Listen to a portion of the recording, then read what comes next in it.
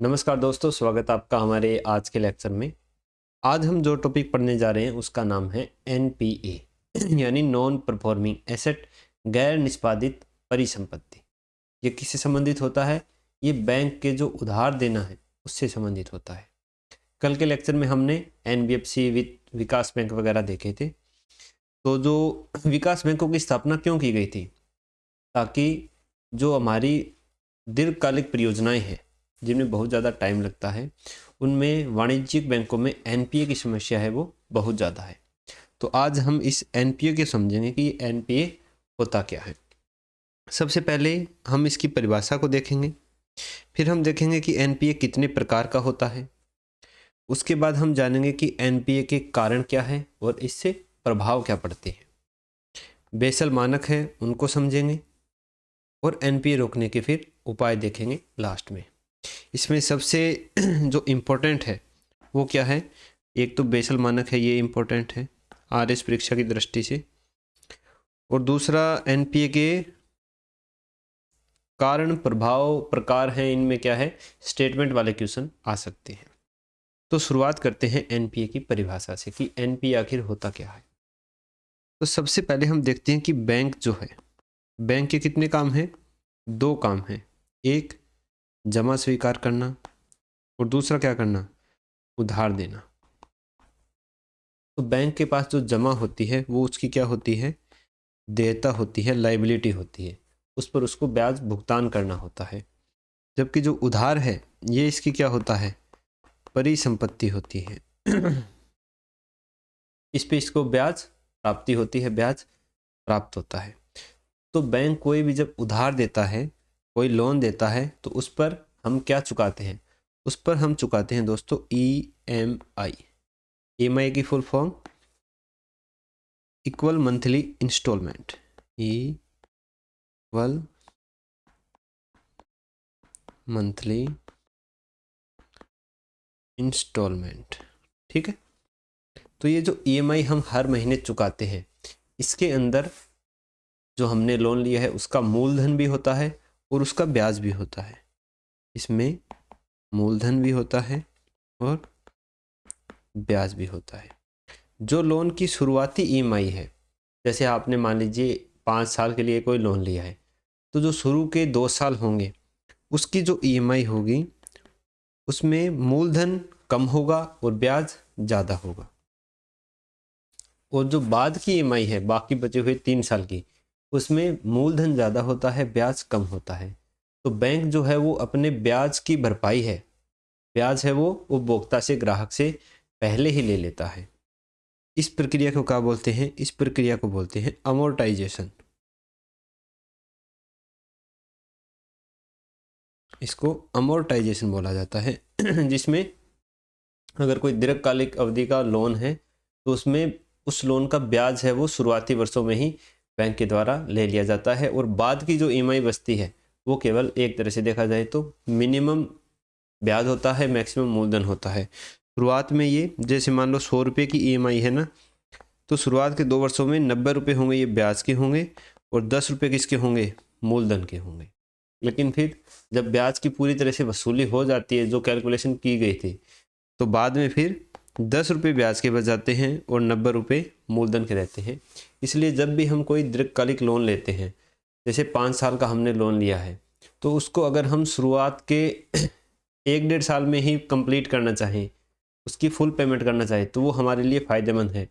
लेकिन 5 साल के लोन में हमने अगर 3 साल ईएमआई उसकी चुका दी है और बाद के जो 2 साल बचे हैं उस लोन की अगर हम फुल पेमेंट करेंगे तो उसमें हमें ज़्यादा फ़ायदा नहीं होगा, क्योंकि हमने 5 साल का ब्याज तो पहले ही चुका दिया है ईएमआई के अंदर। बाद में तो जो मूलधन है वो बचा है, वो चाहे आप ईएमआई में चुकाओ या वन टाइम पेमेंट में चुकाओ। तो इसलिए इस प्रक्रिया को क्या बोला जाता है? अमोर्टाइजेशन बोला जाता है। अब ब्याज जो उधार देता है वो कितने प्रकार की होती है? वो 2 प्रकार की होती है। बैंक की जो उधार है वो कितने प्रकार की होती है? 2 प्रकार की। एक को बोलते हैं मानक परिसंपत्ति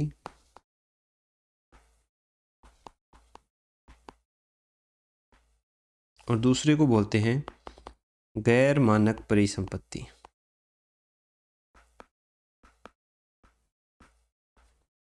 मानक परिसंपत्ति किसको बोलते हैं? मानक परिसंपत्ति बैंक की वो उधार होती है जिसकी ईएमआई बैंक को समय पर मिलती रहती है, जिसकी ईएमआई बैंक को समय पर मिलती रहे। और गैर मानक परिसंपत्ति क्या होती है? वो उधार जिसकी ईएमआई बैंक को समय पर नहीं मिलती है, उसे बैंक का खराब लोन भी कहा जाता है। गैर मानक संपत्ति जिसकी ईएमआई बैंक को समय पर ना मिले, इसको और क्या बोलते हैं? इसको खराब लोन भी बोला जाता है। ये बैंक का क्या है? खराब लोन ही हो गया जब उसका भुगतान बैंक को समय पर नहीं हो पा रहा है। तो ये उधार हो गई दो प्रकार की, मानक परिसंपत्ति, गैर मानक परिसंपत्ति। अब जो गैर मानक परिसंपत्ति है, इसमें एक व्यवस्था ऐसी है जिसको हम क्या बोलते हैं? एनपीए बोलते हैं। ये कैसे होगा? मान लीजिए कोई बैंक है, बैंक ने क्या दिया, जब कोई उधार देता है बैंक हमको, कोई लोन दिया, तो फिर अगली ईएमआई कितने में आती है? 1 महीने में आती है उसकी ईएमआई 30 दिन। तो ये जो 30 दिन है, तब तक बैंक उस लोन को कौन से खाते में, एक खाता है जिसका नाम है SMA 0 खाते में डाल के रखता है। अब जैसे ही 30वें दिन उसको ईएमआई मिल जाती है, वो इसको किस में डाल देता है? फिर वो इसको डाल देता है मानक परिसंपत्ति में। मानक परिसंपत्ति यानी लोन है वो ठीक ठाक चल रहा है, बढ़िया हो गया। अब जैसे ही हम एक ईएमआई भरी, उसने मानक परिसंपत्ति में डाल दिया। फिर अगले 30 दिनों के लिए कैसे रखेगा उसको? वही SMA 0 अकाउंट में रखेगा। ये एक तरह से अकाउंट का क्या है? टाइप है, सेग्रीगेशन है, क्लासिफिकेशन है लोन का। फिर जैसे 30 दिन पूरे होंगे, हम ईएमआई फिर भर देंगे, वो फिर लोन को मानक परिसंपत्ति में डाल देगा। फिर अगले 30 दिन के लिए वो लोन को किस में रखेगा? SMA 0 में। फिर हम ईएमआई भरेंगे, फिर बैंक उसको किस में डाल देगा? मानक परिसंपत्ति में। लेकिन अब क्या होता है कि अगला जो 1 महीना था उसमें हमने ईएमआई का भुगतान नहीं किया, यानी पिछली ईएमआई से 30 दिन हो गए कंप्लीट, अगली ईएमआई होगी हमने भुगतान नहीं किया, तो भी वो फिर किस में डाल देगा लोन को? वो डाल देगा SMA 1 में, यानी 30 दिन और लगेंगे उसको। ठीक है, अब हमारे पास 60 दिन हो गए हैं, 60वें दिन तक SMA 1 में रहेगा वो। अगर इसके बाद हम ईएमआई का भुगतान कर देते हैं, तो वो वापस कहाँ डाल देगा उसको? मानक परिसंपत्ति में और SMA 0 में। लेकिन अगर हमने उस 60 दिन के बाद भी भुगतान नहीं किया, तो फिर बैंक उसको किस में डालेगा? उसको डालेगा SMA 2 में अगले 30 दिन के लिए। टोटल कितने दिन हो गए इधर? 90 दिन हो गए। तो ये जो SMA 2 अकाउंट में लोन को डाल देते हैं, इसी को क्या बोलते हैं? एनपीए बोलते हैं। जब बैंक को लगातार 90 दिन तक, लगातार 3 महीने तक लोन की एक भी ईएमआई नहीं मिलती है, तो वो बैंक का क्या हो जाता है? एनपीए हो जाता है। फिर बैंक फिर भी प्रयास करता रहता है कि क्या पता आ जाए। ऐसे प्रयास वो कब तक करेगा? 1 वर्ष तक करेगा, यानी 90 दिन तो ये हो गए प्लस 1 वर्ष तक। अगर इसमें भी कोई भी भुगतान नहीं होता है, तो फिर वो क्या कर देता है? इसको गैर मानक परिसंपत्ति घोषित कर देता है। गैर मानक परिसंपत्ति, सब स्टैंडर्ड, SUB स्टैंडर्ड एसेट। ठीक है, फिर भी बैंक हार नहीं मानता है। इसके बाद वो 1 साल तक फिर भी वेट करता रहता है, यानी 90 दिन प्लस 2 वर्ष तक। फिर भी ब्याज नहीं आता है, तो वो इसको किस में डालता है? इसमें डालता है फिर वो संदिग्ध परिसंपत्ति में। संदिग्ध परिसंपत्ति यानी डाउटफुल एसेट। बैंक फिर भी हार नहीं मानेगा।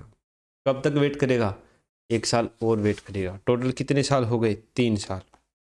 90 दिन प्लस 3 वर्ष, फिर भी नहीं मिला। फिर इसको किस में डाल देगा? वो क्षति परिसंपत्ति में डाल देगा। क्षति परिसंपत्ति जिसको बोलते हैं लॉस एसेट।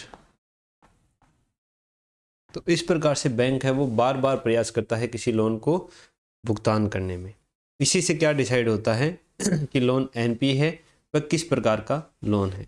तो आरबीआई ने एनपीए की परिभाषा दी है। आरबीआई के अनुसार बैंक का वह ऋण जिस पर उसे लगातार 90 दिनों तक मूलधन प्लस ब्याज यानी ईएमआई हो गई का भुगतान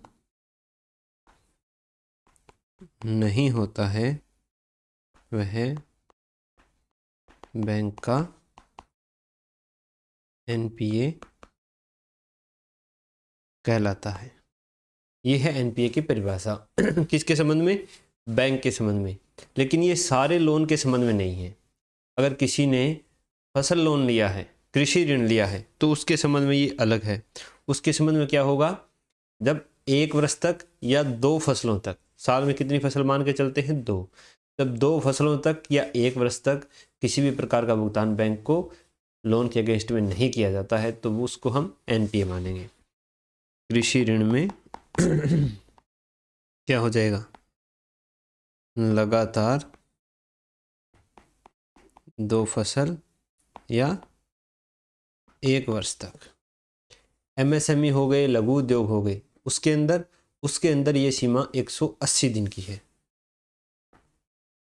एमएसएमई और इसमें एनबीएफसी भी शामिल है। एनबीएफसी इसमें ये सीमा कितनी है? 180 दिन है। तो ये 3 पॉइंट हमें याद रखने हैं। नॉर्मल बैंक का नॉर्मल ऋण है तो 90 दिनों तक, कृषि ऋण है तो 2 फसलों तक या 1 वर्ष तक अगर ईएमआई का भुगतान नहीं होता है, और एमएसएमई एनबीएफसी में 180 दिन तक। तो उसको क्या घोषित किया जाएगा? उसको फिर एनपीए है वो घोषित कर दिया जाएगा। अब है एनपीए के प्रकार।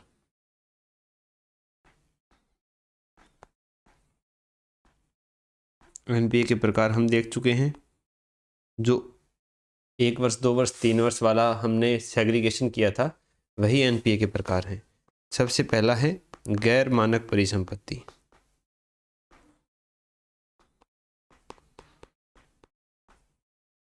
सब स्टैंडर्ड एसेट। इसमें क्या है? इसमें अगर लोन का भुगतान 90 दिन प्लस 1 वर्ष तक रहो, 90 दिन प्लस 1 वर्ष तक, वो क्या होगा? गैर मानक परिसंपत्ति होगा। दूसरा क्या होगा? संदिग्ध परिसंपत्ति। संदिग्ध परिसंपत्ति, डाउटफुल एसेट। इसमें 90 दिन प्लस 2 वर्ष। और तीसरा क्या होगा? क्षति परिसंपत्ति।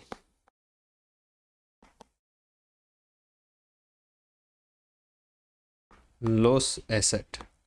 इसमें 90 दिन प्लस 3 वर्ष। जब बात लॉस एसेट तक पहुंच जाती है तो उसके बाद जो गिरवी रखी संपत्ति है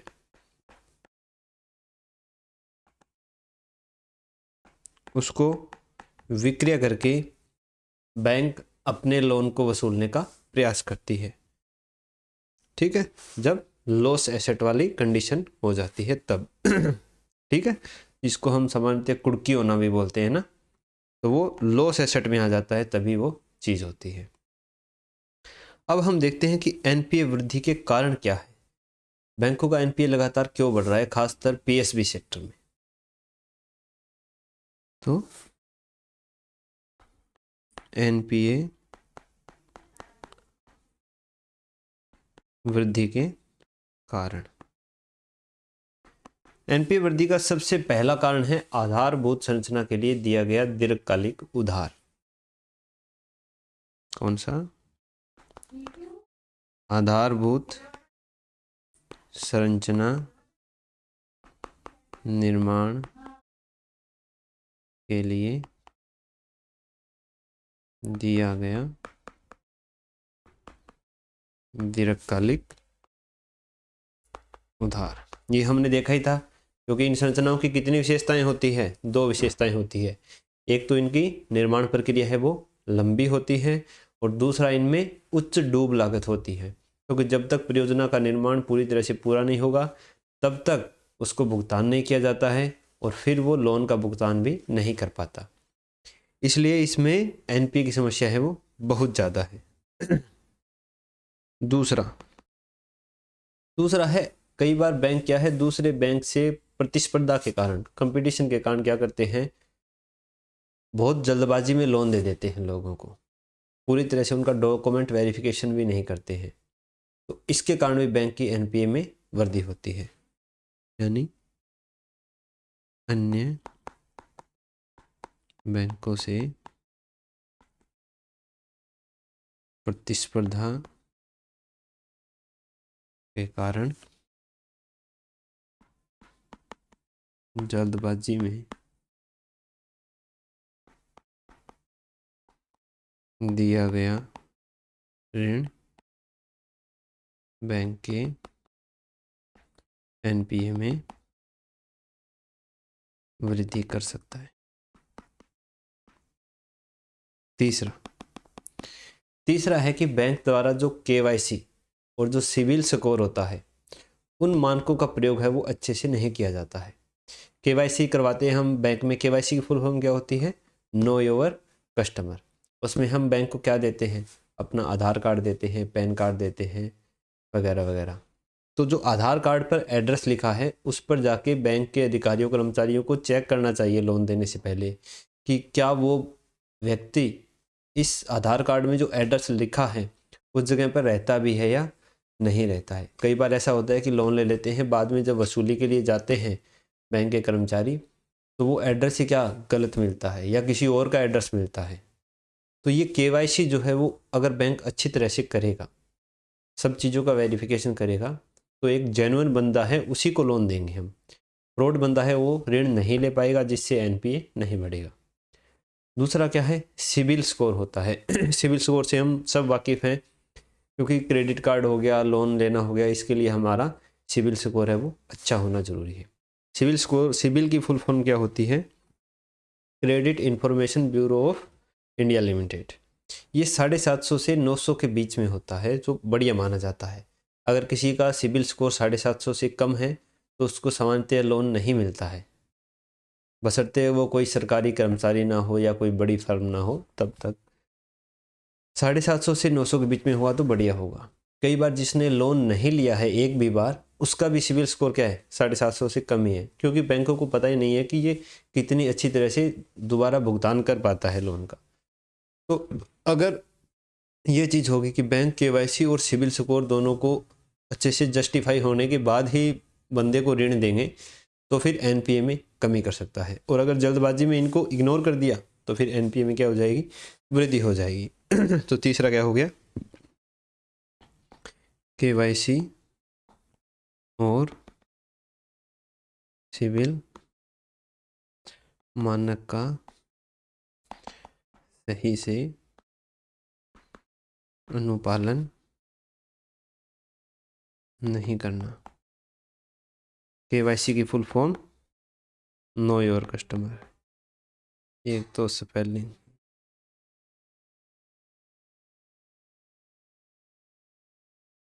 और सिविल की फुल फॉर्म क्रेडिट इंफॉर्मेशन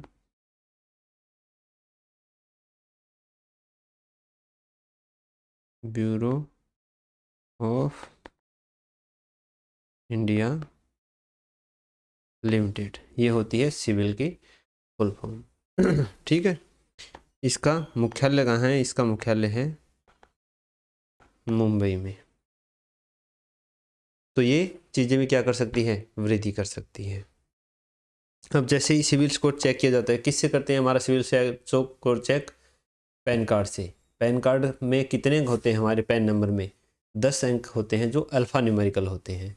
जैसे ही पैन कार्ड नंबर डाल के हम अपना सिविल स्कोर चेक करेंगे तो उसमें लगभग सारी इन्फॉर्मेशन आती है। अगर हमने कोई बिजली का मीटर है वो हमारे नाम पर है तो अगर हमने किसी बिजली बिल का भुगतान नहीं किया है तो भी वो हमारे सिविल स्कोर को इफ़ेक्ट करता है। तो जब इतनी छोटी से छोटी चीज़ इफ़ेक्ट करती है तो अगर सिविल मानकों का सही से अनुपालन किया जाएगा तो फिर एक जेन्युइन बंदे को ऋण दिया जाएगा। चौथा क्या है? आर्थिक मंदी।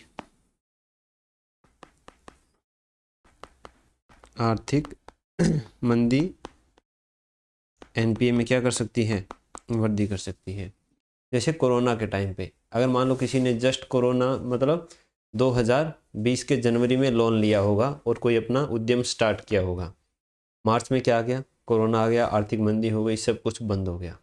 अब उस बंदे के पास लोन चुकाने का वास्तव में ही पूंजी नहीं है, तो आर्थिक मंदी जब आएगी तो वो एनपीए की समस्या में क्या कर देगी? वृद्धि कर देगी। तो ये क्या है? ये बंदे चाहता तो है लेकिन उसके पास सर्कमटेंसेज ऐसी है, परिस्थितियां ऐसी है कि वो लोन चुकाने की स्थिति में है ही नहीं। इसके बाद आता है सबसे गड़ामी आदमी, विलफुल डिफॉल्टर। विलफुल डिफॉल्टर यानी इरादतन चूक करता। इरादतन चूक करता। ये कौन व्यक्ति होते हैं? ये व्यक्ति होते हैं जो लोन ले लेते हैं जैसे तैसे करके, या फिर पूरी प्लानिंग के साथ लोन लेते हैं और फिर जानबूझकर लोन नहीं चुकाते हैं। इसके लिए आरबीआई ने कुछ गाइडलाइन जारी की है, इनको परिभाषित किया है। किस प्रकार से किया है? आरबीआई के अनुसार अगर किसी व्यक्ति को जो लोन है वो कितना दिया गया है? ग्रेटर इक्वल टू 25 लाख रुपए है। मान लो किसी बैंक ने किसी व्यक्ति को लोन दे दिया 25 लाख रुपए या उससे अधिक, उसके बाद वो कोई एक शर्त पूरी कर रहा हो, उसके पास लोन चुकाने के पैसे हों लेकिन वो लोन जानबूझकर नहीं चुका रहा हो कि उखाड़ दो क्या उखाड़ो। दूसरा, उसने लोन लिया किसी और कारण के लिए था लेकिन उसका उपयोग किसी दूसरे कारण में कर लिया। जैसे उसने लोन लिया किसके लिए? कार लोन के लिए, और उससे कर क्या लिया? उससे अपना बिजनेस शुरू कर लिया। तो इसको भी इरादतन चूककर्ता में माना जाता है, क्योंकि कार लोन है उसकी परसेंटेज ब्याज की कम होती है, बिजनेस लोन की ज़्यादा होती है। अब चूंकि व्यक्ति अगर समय पर चुका रहा है लोन, जैसे कार लोन लिया उसने और जो कार की कंपनी है, डीलर है, उसने सेटिंग करके उसके पैसे ले लिए, उससे अपना बिजनेस शुरू किया, बिजनेस उसका बढ़िया चल रहा है, ईएमआई है वो टाइम से चुका रहा है। लेकिन ये क्या है? गलत है, इलीगल है, क्योंकि हमारा जो मकसद था लोन लेने का, हमने जो लोन अप्लाई किया था वो अलग है और उस लोन की पूंजी है उसका उपयोग हमने किस में किया है? किसी दूसरे प्रयोजन के लिए किया है। इसलिए क्या होता है, जब हम कार लोन वगैरह लेते हैं तो उसकी आरसी वगैरह हमसे मांगी जाती है, बैंक में जमा करवानी पड़ती है। ठीक है, ये इसीलिए होता है। उसको भी क्या है? इरादतन चूककर्ता माने जाते हैं। तीसरा, अगर व्यक्ति ने कोई लोन लिया और उसको गलत तरीके से कहाँ भेज दिया? विदेशों में भेज दिया। अब वो विदेशों में गया हुआ पैसा है वो भी वापस नहीं आ सकता जल्दी से, तो ये भी इरादतन चूककर्ता होते हैं। चौथा, कि कोई संपत्ति गिरवी रख के लोन लिया बैंक से। मान लीजिए मेरे पास पहले से ही कोई गाड़ी है, ट्रैक्टर है, ज़मीन है, उस पर मैंने लोन ले लिया, उसको गिरवी रख दिया। अब गिरवी रखने का मतलब ये तो होता नहीं है कि हमने वो चीज़ बैंक में ले जाके जमा कर दी, वो हमारे पास ही रहती है। फिर धोखेबाजी से उस चीज़ को हम बाज़ार में क्या कर दें? विक्रय कर दें, खरीदने वाले को पता ही नहीं चलने दे कि इस पर लोन चल रहा है, तो वो भी किस में आएंगे? विलफुल डिफॉल्टर में आएंगे। तो ये 4 शर्तें अगर कोई बंदा पूरी करता है तो वो इरादतन चूककर्ता यानी विलफुल डिफॉल्टर में गिना जाएगा। एक कि लोन चुकाने के पैसे हैं,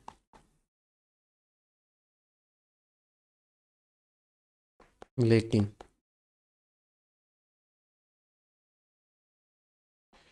जानबूझकर लोन नहीं चुका रहा है। दूसरा, लोन का पैसा किसी दूसरे प्रयोजन के लिए काम में ले लेना। इसीलिए क्या होता है, जैसे प्रधानमंत्री आवास योजना चलाई गई थी, इसमें लोगों को क्या मिल रहे थे, पैसे मिल रहे थे, लेकिन वो पैसे किश्तों में मिलते थे। सबसे पहले आप नींव भरोगे अपने मकानों की, उस नींव की फ़ोटो है वो अपलोड करोगे पोर्टल पर, फिर आपको दूसरी किस्त मिलेगी। फिर जब आप दीवारें खड़ी कर दोगे, उसके बाद फिर से फ़ोटो अपलोड करोगे, जो ग्राम सचिव है वो उसका अधीक्षण करने आएगा, इन्वेस्टिगेशन करने आएगा, वो फिर फ़ोटो अपलोड होगी, फिर आपके पास तीसरी किस्त मिलेगी जिसमें आप छत लगाओगे। ऐसे करके किस्तों में पैसे देते हैं ताकि उनका गलत प्रयोजन में उपयोग ना हो। जिस प्रयोजन के लिए सरकार ने वो सब्सिडी दी है उसी प्रयोजन में वो पैसे का इस्तेमाल हो, तो सरकार भी ऐसे किस्तों में इसीलिए देती है। लेकिन लोग क्या होते हैं, बहुत होशियार होते हैं। तीसरा, लोन का पैसा गलत तरीके से विदेशों में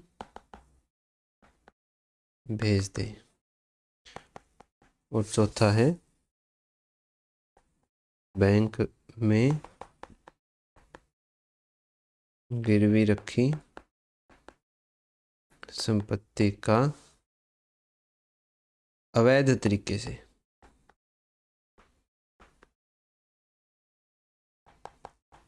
बाजार में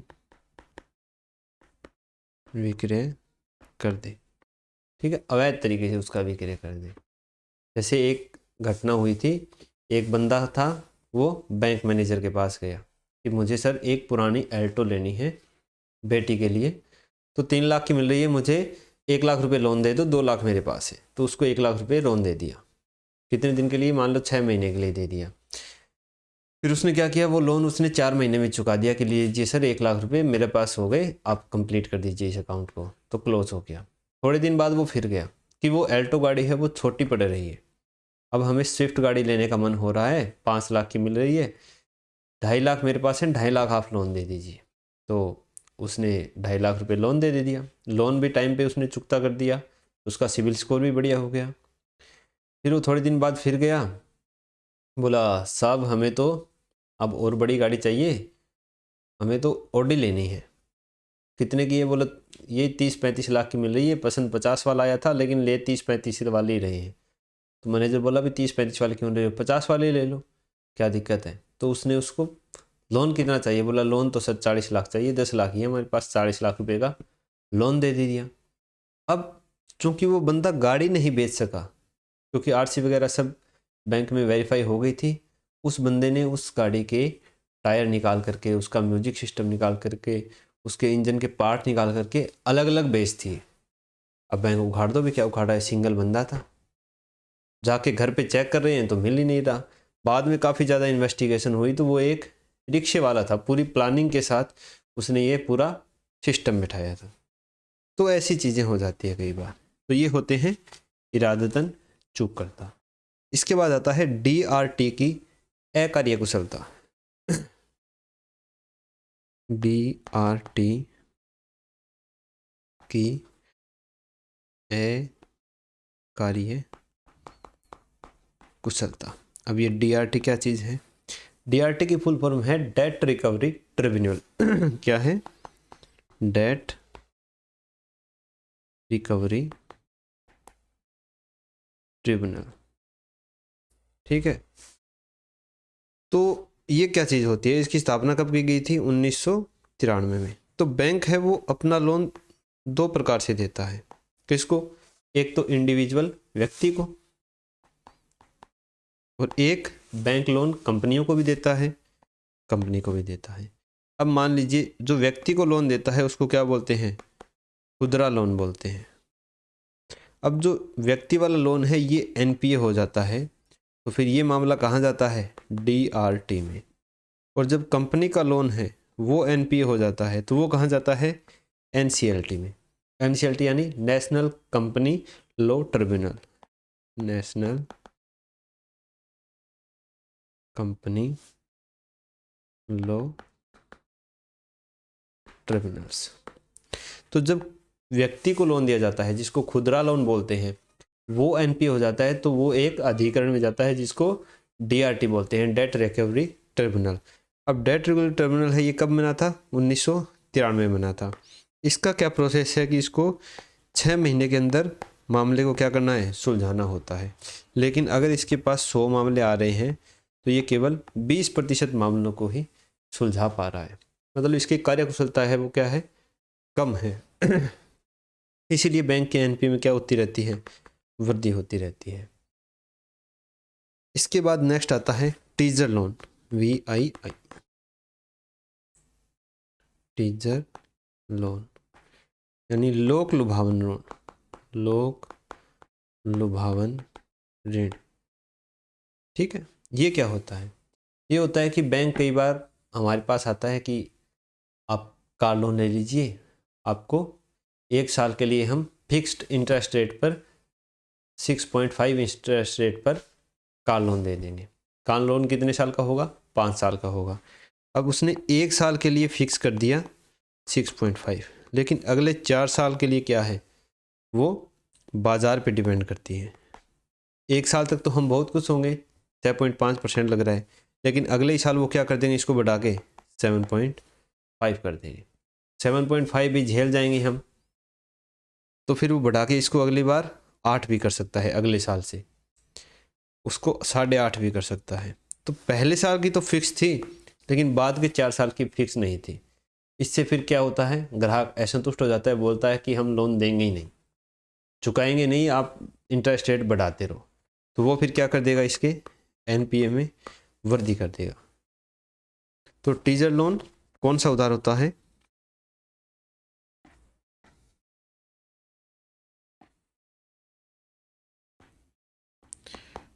टीजर लोन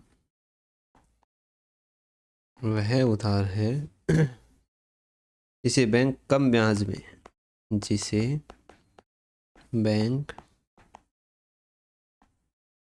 कम ब्याज में एक निश्चित अवधि के लिए स्थिर करके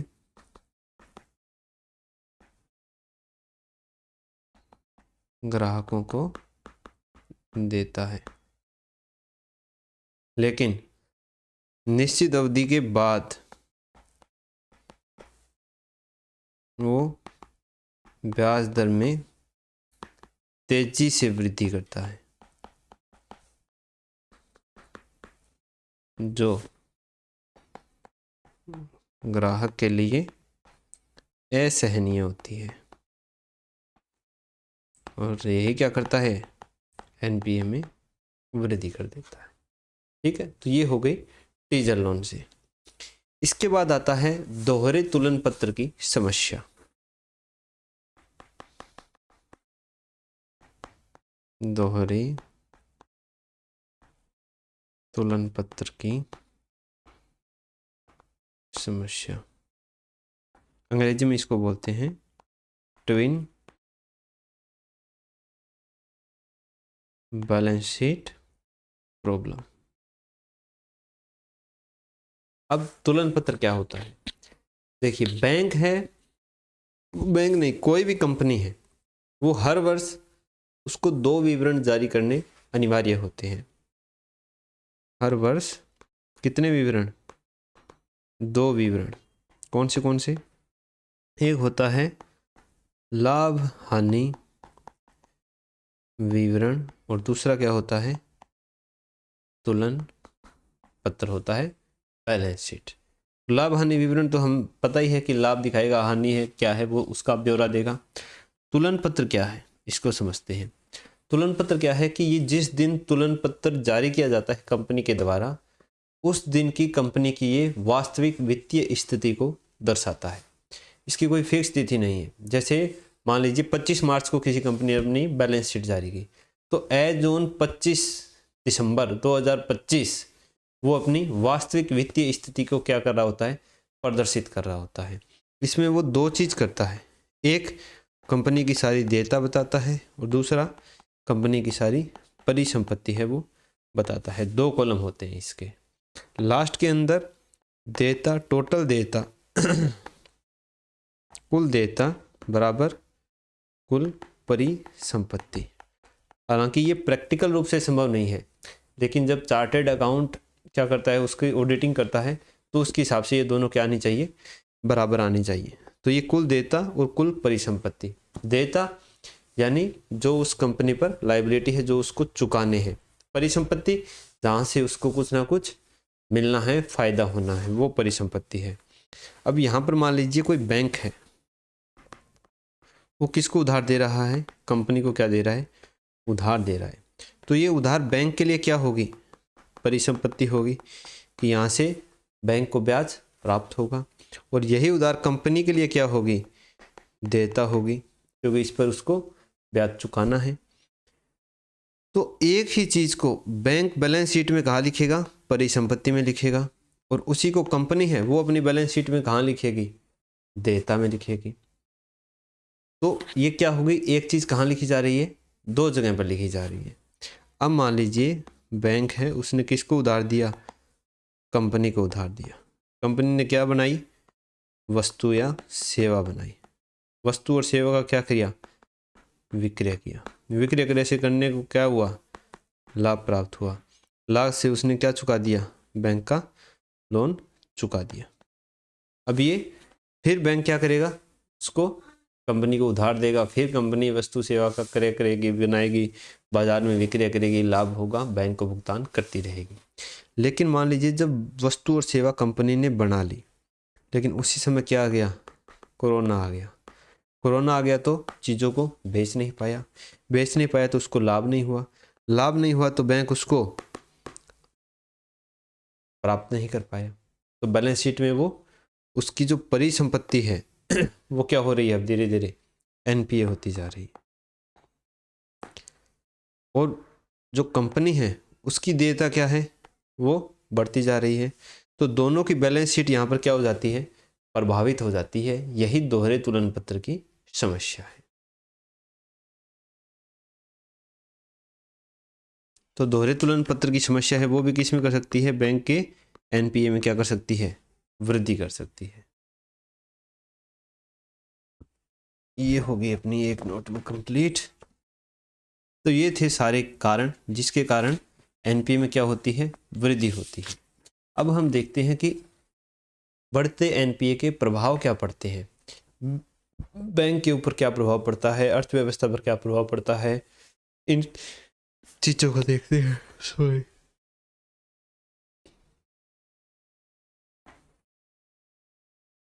बढ़ते एनपीए के प्रभाव। सबसे पहला कि बैंक के साख सृजन क्षमता में क्या हो जाएगी, कमी हो जाएगी। कैसे हो जाएगी, उसने लोन चुका दिया कंपनी को, अब उसको लोन वापस नहीं मिल रहा है, वापस नहीं मिलेगा तो वो और लोन कहाँ से देगी। जितना ज़्यादा एनपीए में वृद्धि होती जाएगी उतनी ज़्यादा उसके पास पैसों की क्या होती जाएगी, कमी होती जाएगी। तो साख सृजन क्षमता क्या हो जाएगी, कम हो जाएगी।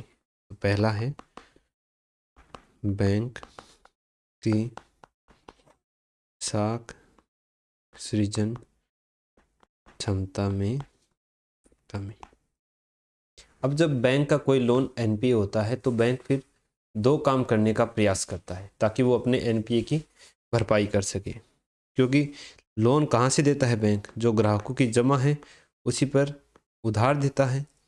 तो जैसे जमा पर बैंक कितना लोन ब्याज दे रहा है, मान लीजिए 3% दे रहा है, उधार कितने भी दे रहा है, 6% भी दे रहा है। तो वो यहाँ पर क्या करेगा, अपने एनपीए की वसूली के लिए ये जो 3% है इसको घटाकर कर देगा 2%, और ये जो 6% है इसको बढ़ाकर कितना कर देगा 7%, ताकि जो लोन है उन पर उसको थोड़ा सा और लाभ मिले। तो यहाँ से फिर दो चीज़ें होती हैं, कौन सी एक कि बैंक के जो जमा धारक हैं उनका भरोसा बैंक से उठ जाता है, जमा धारकों का भरोसा बैंक से उठ जाता है। क्यों जाता है? क्योंकि जैसे ही एनपीए में वृद्धि होती है तो वो एनपीए का पैसा आया कहाँ से? जनता ने जो पैसा बैंक में जमा कराया था वही तो उन्होंने लोन दिया था।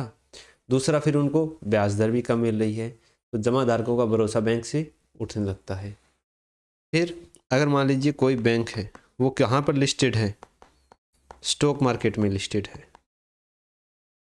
अगर कोई बैंक स्टॉक मार्केट में लिस्टेड है, उसके एनपीए में वृद्धि होती है, ये सूचनाएं बाजार में आती है, तो उसके शेयर में क्या हो जाती है? कमी हो जाती है। और शेयर में जब कमी होगी तो निवेशकों का भरोसा है वो भी उस पर कम होगा।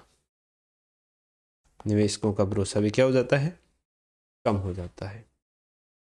चौथा, बैंक के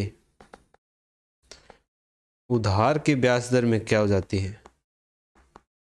वृद्धि हो जाती है, जिससे लोन क्या हो जाएगा? उसका महंगा हो जाएगा। लोन महंगा हो जाएगा तो लोन कम लेंगे लोग, तो वो भी बैंक को फिर प्रभावित करता है, जिससे क्या होती है? एक, बैंक के लाभ में क्या आ जाती है? कमी आ जाती है। दूसरी, अर्थव्यवस्था में लागत जन्य मुद्रास्फीति बढ़ती है। लागत जन्य मुद्रास्फीति का मतलब चीज़ों को बनाना ही महंगा हो गया है। क्यों महंगा हो गया है? जैसे किसी कंपनी ने उधार लेगी बैंक से, उसको उधार किस पे मिल रहा है? उच्च ब्याज दर पे मिल रहा है। उच्च ब्याज दर पर मिलेगा तो उसकी लागत बढ़ जाएगी, क्योंकि उत्पादन के 4 कारक हमने पढ़े थे ना। कौन से थे? पहला चैप्टर था भूमि, पूंजी, उद्यमी, एक और क्या था? श्रमिक। तो जब पूंजी है ये बढ़ेगी, ब्याज बढ़ेगा इसका, तो फिर क्या होगा? लागत भी क्या हो जाएगी? बढ़ जाएगी। तो लागत जन्य मुद्रास्फीति है वो बढ़ जाती है, जिससे वस्तु की कीमतों में क्या होती है? वृद्धि हो जाती है। फिर है लास्ट, एनपीए है वो किसको बढ़ाता है? एनपीए समानुपाती होता है राजकोषीय घाटे के। एनपीए कहाँ हो रहा है? बैंकों का हो रहा है, लेकिन राजकोषीय घाटा बढ़ रहा है। किस प्रकार से बढ़ेगा? कि जब एनपीए बढ़ेगा तो बैंकों की साख सृजन क्षमता क्या होगी? बैंकों की साख सृजन क्षमता क्या हो जाएगी? यहाँ पर कम हो जाएगी। उधार का ब्याज दर क्या होगा? बढ़ जाएगा। उधार का ब्याज दर बढ़ेगा। जब ब्याज दर बढ़ेगा तो यील्ड में क्या होगी? बढ़ोतरी होगी। जब यील्ड में बढ़ोतरी होगी तो बॉन्ड का मूल्य क्या आ जाएगा? कम हो जाएगा। बॉन्ड का मूल्य कम होगा तो सरकार का खर्च बढ़ जाएगा, जिससे राजकोषीय घाटा बढ़ेगा। तो इस प्रकार से एनपी है वो राजकोषीय घाटे को बढ़ाता है। अब यहाँ पर 2-3 टर्म है, यील्ड हो गया, बॉन्ड का मूल्य हो गया, सरकारी खर्च हो गया। ये मैंने पिछले लेक्चर में आपको बताई है, अगर आपने शुरू से मेरी वीडियोस देखी होगी। थोड़ा सा अभी भी बता देता हूँ मैं। यील्ड क्या होता है? व्युत्पन्नपति होता है बॉन्ड मूल्य के, समानुपाती होता है ब्याज दरों के। ब्याज दर बढ़ रही है तो यील्ड बढ़ रहा है, यील्ड बढ़ रहा है तो बॉन्ड का मूल्य क्या हो जाएगा? कम हो जाएगा। मान लो 100 रुपये का कोई बॉन्ड था, उस पर 8% कूपन था, यील्ड कितना हो गया? 8 रुपये। लेकिन जब बॉन्ड का मूल्य घट रहा है, क्योंकि यील्ड बढ़ रहा है तो बॉन्ड का मूल्य घटेगा। ये 100 रुपये वाला बॉन्ड कितने में बेचना पड़ेगा सरकार को? 80 रुपये में। कूपन 8% ही पड़ा है, लेकिन यील्ड क्या हो जाएगा? यील्ड इस पर क्या हो गया? 10 रुपये हो गया। ठीक है, विक्रय 10 रुपये में कर रही है, लेकिन जो 8% है ये कहाँ पर लगता है? अंकित मूल्य पर ही लगता है। तो फिर सरकार का खर्च क्या होता है? इससे बढ़ जाता है, जिससे सरकार का राजकोषीय घाटा है वो भी बढ़ जाता है। तो ये थे कि एनपीए के क्या प्रभाव हैं। तो आज हमने 3 चीज़ें देखी है, इनको रिवीजन मरवा देता हूँ मैं, बाकी 2 चीज़ें हम कल के लेक्चर में करेंगे। सबसे पहले हमने देखी एनपीए की परिभाषा। क्या परिभाषा थी कि जब आरबीआई के द्वारा जब बैंक को लगातार 90 दिनों तक मूलधन और ब्याज यानी ईएमआई इक्वल मंथली इंस्टॉलमेंट है उसका भुगतान नहीं होता है तो उसको एनपीए घोषित कर दिया जाता है। ये साधारण ब्याज मतलब साधारण लोन के लिए 90 दिन है, कृषि ऋण के लिए 2 फसलों और मैक्सिमम 1 वर्ष तक है, एमएसएमई और एनबीएफसी के लिए ये सीमा 180 दिनों की है। ठीक है। बैंक के लोन 2 प्रकार के हो गए। एनपीए कितने प्रकार के? 3 प्रकार के। एक गैर मानक परिसंपत्ति सब स्टैंडर्ड एसेट, 90 दिन प्लस 1 साल के अंदर जब लोन नहीं आता है उसको किस में रखेंगे? गैर मानक परिसंपत्ति में। फिर जब लोन 90 दिन और 2 साल तक नहीं आता है तो उसको किस में रख देंगे? संदिग्ध परिसंपत्ति में, डाउटफुल एसेट में। और जब 90 दिन प्लस 3 साल तक लोन वापस नहीं आता है उसको किस में रख देंगे? क्षति परिसंपत्ति में, लॉस एसेट में रख देंगे, जिसमें फिर गिरवी रखी संपत्ति का विक्रय बाजार में बैंक करके अपना लोन वसूलने का प्रयास करता है। फिर है एनपीए में वृद्धि के कारण क्या है। सबसे पहला कारण हमने देखा कि आधारभूत संरचनाएं हैं वो दीर्घकालिक होती है जिसमें लोन के एनपीए होने की संभावना सबसे ज़्यादा रहती है क्योंकि निर्माण प्रक्रिया लंबी और उच्च डूब लागत के कारण।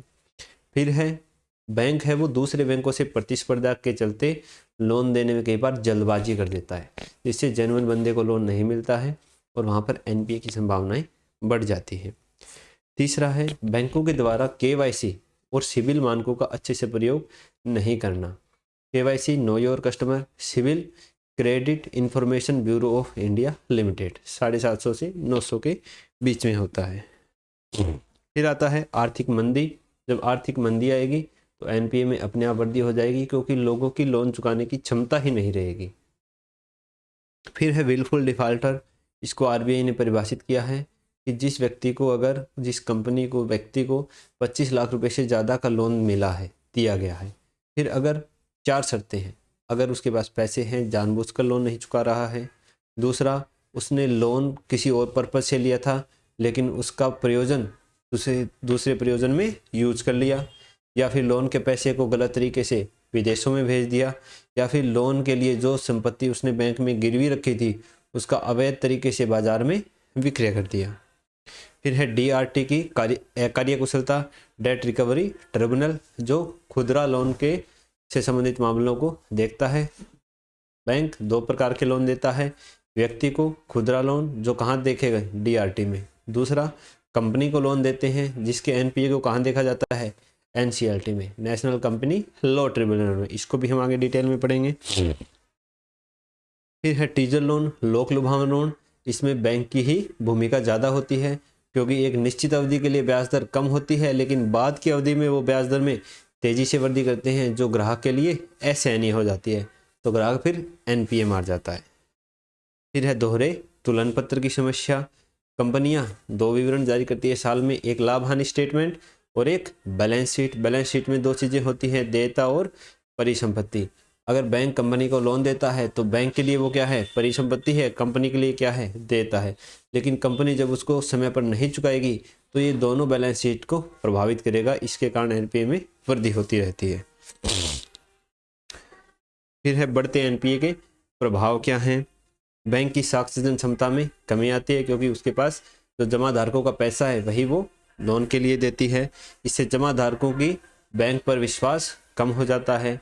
बैंक के शेयरों में कमी आती है, जैसे निवेशकों का विश्वास भरोसा कम हो जाता है। अब शेयरों में भी कमी आ रही है, जमा धारक भी अपना पैसा निकाल रहे हैं तो बैंक का लाभ क्या हो जाएगा? कम हो जाएगा। और एनपीए सीधे सीधे राजकोषीय घाटे को भी बढ़ाता है। कैसे बढ़ाता है वो हमने देख लिया है। बाजार की उधार की ब्याज दर ज़्यादा हो जाती है जिससे लोन क्या हो जाता है? महंगा हो जाता है। तो ये चीज़ें थी। कल हम पढ़ेंगे पेशल मानक और एनपीए को कम करने के उपाय। अगर आपको वीडियो अच्छी लगी हो, लेक्चर समझ में आया हो तो अपने अमूल्य सुझाव हमें कमेंट बॉक्स में ज़रूर लिखना। अपने दोस्तों को चैनल शेयर कर देना और आप अगर नए हो, विद्यार्थी हो तो हमें सब्सक्राइब ज़रूर कर लेना। हमारे टेलीग्राम चैनल का लिंक हमने डिस्क्रिप्शन में दे दिया है, उसको भी आप ज्वाइन कर सकते हो। तो मिलते हैं कल के लेक्चर में।